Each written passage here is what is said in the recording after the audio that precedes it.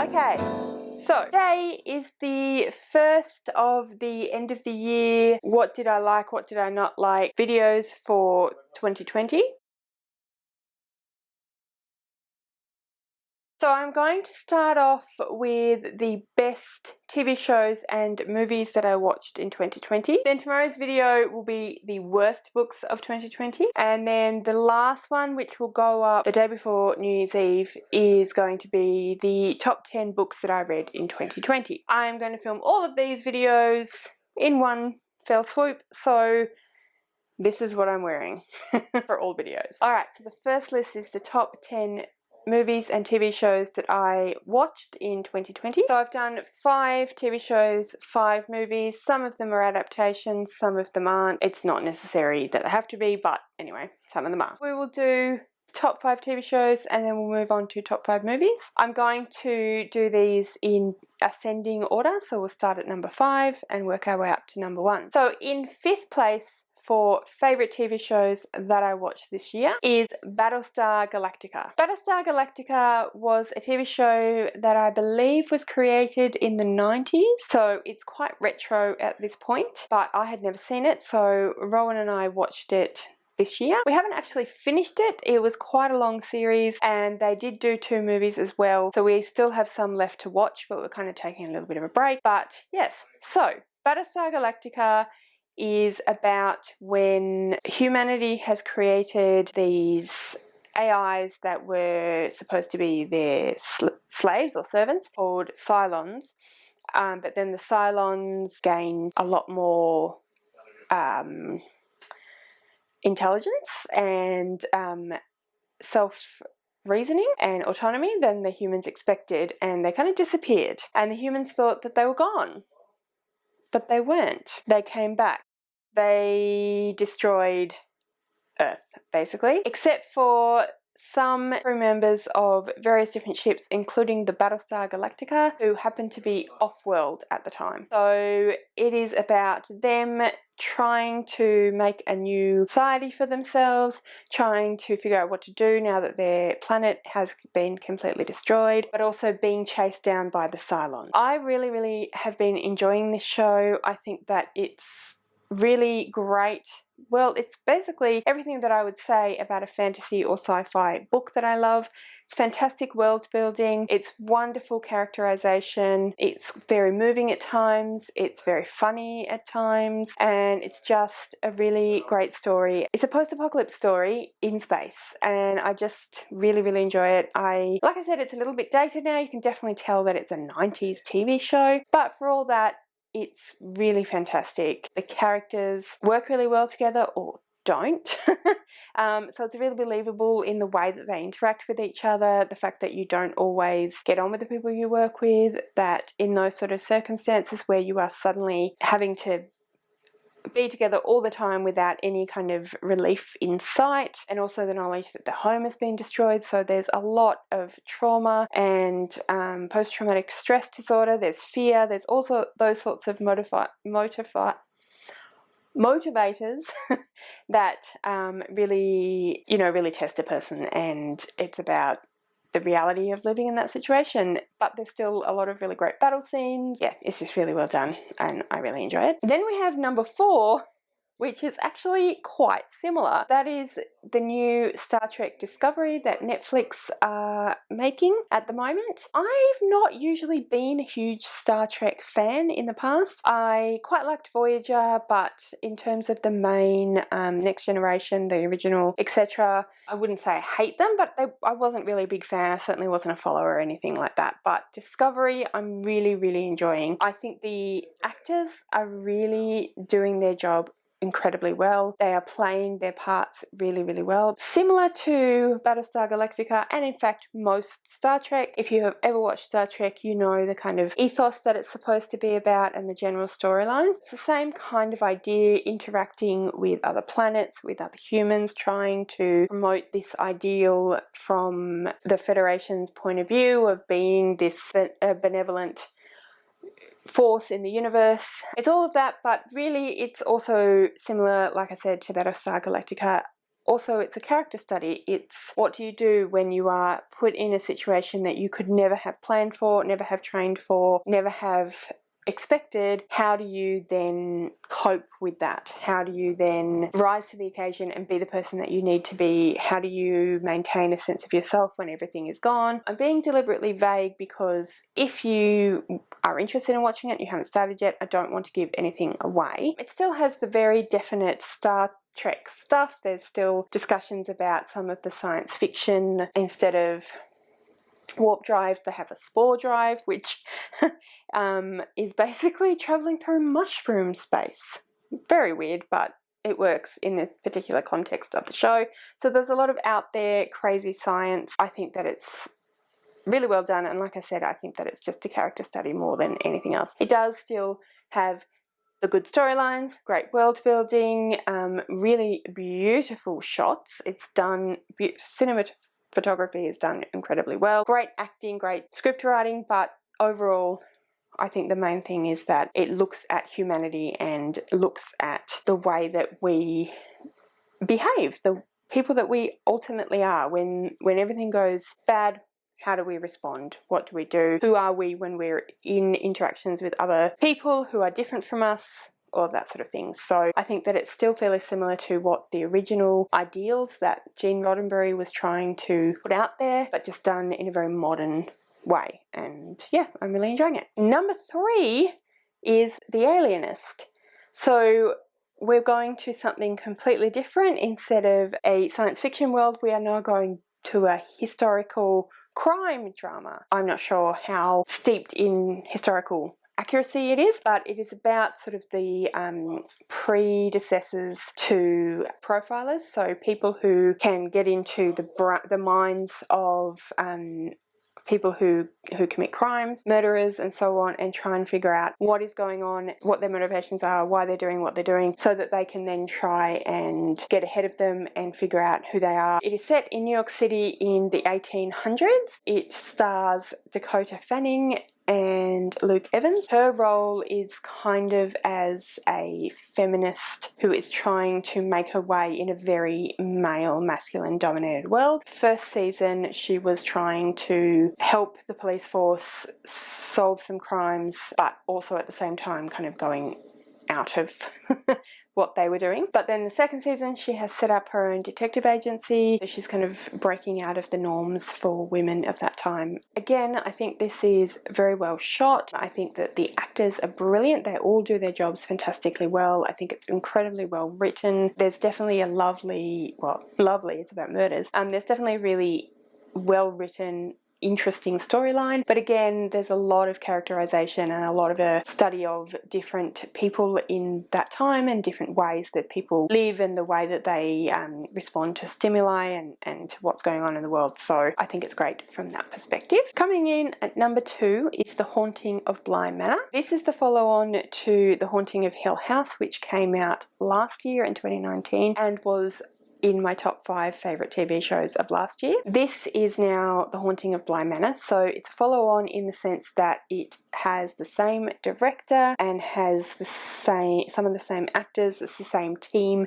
creating it, but it's not a follow-on in the sense that it is a sequel or anything like that. So where The Haunting of Hill House was loosely based on the novel of the same name by Shirley Jackson, this one is loosely based on The Turn of the Screw by Henry James, which is another book that I have not yet read that I would like to read. It's actually a novella, so very short. I should get to it at some point. But yes, so The Haunting of Bly Manor. Again, just amazing. I really, really enjoyed this one. It is eerie, it is creepy. There are definitely a lot of jump scares, so it definitely gets that horror, but just like The Haunting of Hill House, nothing is done just for that jump scare. It's all to tell the story, to move the story forward. It's a very different story. We follow a young woman who is given the role of governess to these young children whose parents have died relatively recently, and they've experienced some other trauma around people dying around them. And immediately, the first episode, you really feel like these kids are creepy. You don't know what's going on. It feels like something like maybe The Shining or something. These kids are super creepy. Definitely you get that kind of vibe from them. But as you go through, you start to discover there's a lot more going on than it would first appear. Even the overarching storyline of the ghostly presence, there's a lot more involved in that than you might think. It does loosely follow the turn of the screw, so there are lots of different things interwoven into the story as well, and also the actual writers and creator and director have put their own spin on it, so it's not just a straight adaptation. The actors are quite a few of the actors that were in The Haunting of Hill House, and just like they were in The Haunting of Hill House, they are amazing. They play their roles incredibly well, and the direction, screen photography, all of those things are just on point. They are perfectly executed, perfectly done, and yeah, it's definitely more creepy than it is scary. There's definitely horror elements, but it's not gory, and it's not just horror for horror's sake. It's horror to tell a story. I've heard people say that at its core, it's actually a love story, and I definitely agree with that. If you love The Haunting of Hill House, watch Bly Manor. If you like creepy thriller type movies, watch Bly Manor. If you like really great stories and you don't mind a little bit of jump scares and a little bit of horror thrown in, watch Bly Manor. If you like immaculate acting, again, don't mind some jump scares and a bit of horror, watch Bly Manor. Highly recommend. It didn't come in at number 5 though, and that is because number 5 has to go to The Good Place. I've actually done a full why you should watch The Good Place video. I will link that below and in the eye. Definitely highly recommend that you go and watch The Good Place. It's just so incredibly done. I'm not going to go into a huge amount of detail because, like I said, I've spoken about it at length in a video, but I definitely recommend this one. So this is actually contemporary comedy, but there are elements of sort of sci-fi, supernatural, because it is about 4 people who have gotten into heaven, and it's about them living in the good place. That's about as much as I'm going to say about it. As you would imagine, there's a lot more going on than just what I've just said. There's so much in this TV show that is fantastic. It has so much good representation. It has so much good character study. Just everything about the show is fantastic. I highly, highly, highly recommend. Number 1, couldn't go past it. Amazing. Sorry if the angle has changed a little bit. My battery was running low, so I had to switch batteries. Anyway, so that was the top 5 TV shows that I watched in 2020. Now let's move on to the top 5 movies that I watched in 2020. Alright, so again, we are going to go from bottom to top. So coming in at number 5 is actually a movie that I really ought to have watched a long time ago. Like 30 years ago, but I only just watched literally 3 or 4 days ago, and that is A Muppet's Christmas Carol. I don't know why I've never watched this movie. I just never have, and now I wish I'd watched it ages ago. It's fantastic. It just, yeah, it's really, really great. You would think, seeing as how it's, you know, Muppets, that would be funny and cute and that'd be about it, but actually it's really, really well done. I was watching it with a friend of mine as well as Rowan, my partner, and my friend who has actually read A Christmas Carol by Charles Dickens, which again is something I need to get to. She said that it was actually really, really close to the book in a lot of ways, including the ghosts that come and visit Scrooge, and that even though obviously it's not easy to make ghosts, particularly back then in a Muppet movie, but they actually got sort of the essence of the ghosts and the feeling that Dickens was trying to invoke in the descriptions that he writes for the ghosts. So I thought that was really, really interesting and has made me definitely want to read the book even more. I loved having the 2 Muppets who played the role of Dickens and then just sort of a sidekick. I thought that was a really great way of framing the story, of giving more context, and it made it feel like a Dickens adaptation, which I thought was really, really well done. And like I said, it allowed for a lot of bringing it back to the original work so that we could see what was intended, but we also get some, you know, fun, silly Muppet stuff. And then Michael Caine, dude, that guy is a professional. He was acting against Muppets. which probably means he was acting against people's hands or tennis balls, and he acted his butt off. He put all the energy, all the effort, everything that he would put into any other role into that movie. The guy is just amazing. I was really pleasantly surprised by enjoying it as much as I did, and it's managed to be number 5 in my top 5 movies of 2020. So next up we have The Secret Garden. Now, I have heard a few different people say that this is not the best adaptation they've ever seen of this book, let alone in general. And I can understand why, but personally I loved it. I just thought that it really spoke to the whimsy and to the overall feeling of the book. It was a little bit eerie, a little bit creepy. You didn't quite know what was going on the whole way through the movie, which is how the book feels to me anyway. I thought the young actors did a fantastic job. It has, of course, got Julie Walters and Colin Firth in it, so you can't go wrong with a movie with those guys in it. But yeah, I really enjoyed it. I thought that it was very true to the source material, which is something that I always appreciate in a book, in a adaptation. And yeah, I don't have a huge amount to say about it other than I really enjoyed it. I thought it was well done. Definitely would recommend if you are a fan of the book, or if you just like going to see sweet whimsical kids movies. I've just realised that all of these are actually adaptations from books. So there you go, even when we are making a movie and TV show video, can't get away from books. Coming in at number 3 is Little Women. I really enjoyed this adaptation of Louisa May Alcott's novel of the same name. I'm not going to go into detail of the storyline because I'm sure that most people know about Little Women. It is set during the Civil War in America. I thought that it was really, really well done. They changed some of the way the story is told. In the book it's a lot more linear. In the movie it does the time jumps, and we follow the older girls and then we switch back to the younger girls and so on. I thought that was really well done. It worked really, really well for a movie, so even though it wasn't how the book was written, I thought that it was great and it definitely lent to the overall story. I thought the actors were fantastic. Saoirse Ronan, I apologise, I don't know if I've ever said her name correctly, but Saoirse Ronan, Emma Watson, Laura Dern, Florence Pugh, Timothée Chalamet. I mean, these guys are amazing. These are heavyweight actors, and boy did they bring it to this movie. They all did such an amazing job of bringing these characters to life, and I just really, really enjoyed it. If you haven't seen this adaptation, I highly recommend. I think it's beautifully done,